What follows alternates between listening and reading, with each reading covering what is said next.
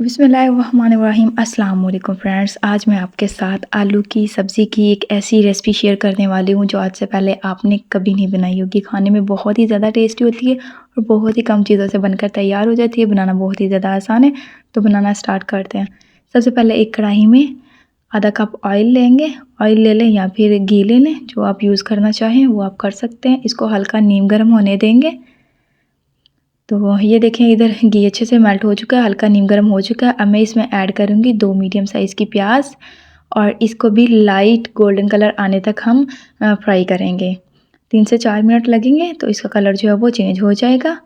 तो बहुत ही एक ज़बरदस्त सा कलर हमें मिल जाएगा, जो कलर हमें चाहिए।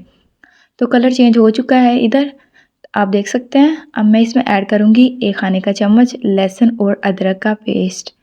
तो अगर आप चाहें तो अकेला लहसुन डाल सकते हैं या अकेला अदरक भी ऐड कर सकते हैं, लेकिन लहसुन और अदरक का मिक्स्ड जो होता है टेस्ट, वो बहुत ज़्यादा अच्छा लगता है इसमें।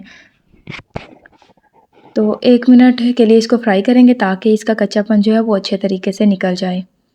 अच्छे से फ्राई हो चुका है लहसुन और अदरक का पेस्ट। अब इसमें ऐड करेंगे स्पाइसेस। तो स्पाइसेस ऐड करने से पहले इसमें थोड़ा सा पानी ऐड करेंगे ताकि प्याज जो है वो अच्छे से घुल जाए थोड़ी।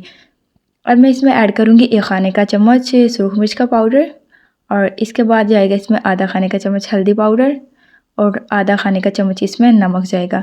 और ये मसाले जो हैं वो आप अपनी मर्ज़ी से कम या ज़्यादा भी कर सकते हैं, जितने आप डालना चाहें आप डाल सकते हैं, आपकी अपनी मर्ज़ी है। इन सबको मिक्स करेंगे और इसकी भुनाई करेंगे 2 से 3 मिनट। जितनी अच्छी भुनाई होगी उतना ही अच्छा टेस्ट होगा। तो उसके बाद जो है वो हम बाकी की चीज़ें इसमें ऐड करेंगे। तो भुनाई हो चुकी है, 2 से 3 मिनट मैंने इसकी भुनाई की है। अब मैं इसमें ऐड कर रही हूँ 1 टमाटर कटा हुआ और इसके बाद 3 से 4 कटी हुई सब्ज़ मिर्च। इनको ऐड करने के बाद मज़ीद 2 से 3 मिनट के लिए इनको भी पकाएंगे ताकि टमाटर जो है वो थोड़ी सॉफ्ट हो जाए। तो इधर 2 से 3 मिनट हो चुके हैं इसको पकते पकते। अब टमाटर को थोड़ा हल्का हल्का मैश कर लेते हैं, ये थोड़ी सॉफ्ट हो चुकी है। तो ये आप देख सकते हैं इधर अच्छे से भुनाई हो चुकी है।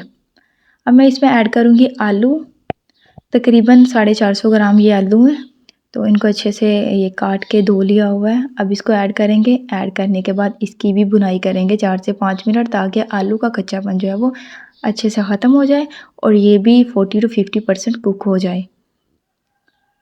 तो बहुत ही टेस्टी ये सब्ज़ी बनकर तैयार होती है, मुझे बहुत ही पसंद है। तो मैंने सोचा आपके साथ भी ये रेसिपी शेयर की जाए, आपको भी बहुत ही ज़्यादा अच्छी लगेगी।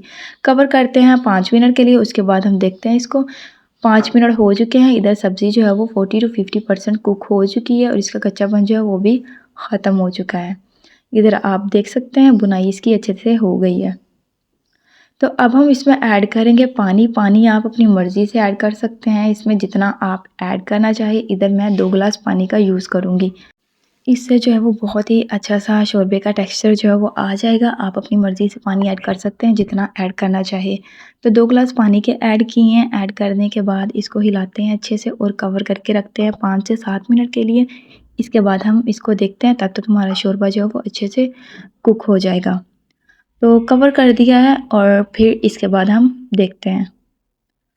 तो इधर 5 से 7 मिनट हो चुके हैं इसको पकते-पकते। शोरबा हमारा जो है वो काफ़ी हद तक पक चुका है। फ्लेम को इसको मिक्स करते हैं और इसके बाद फ्लेम को लो करते हैं।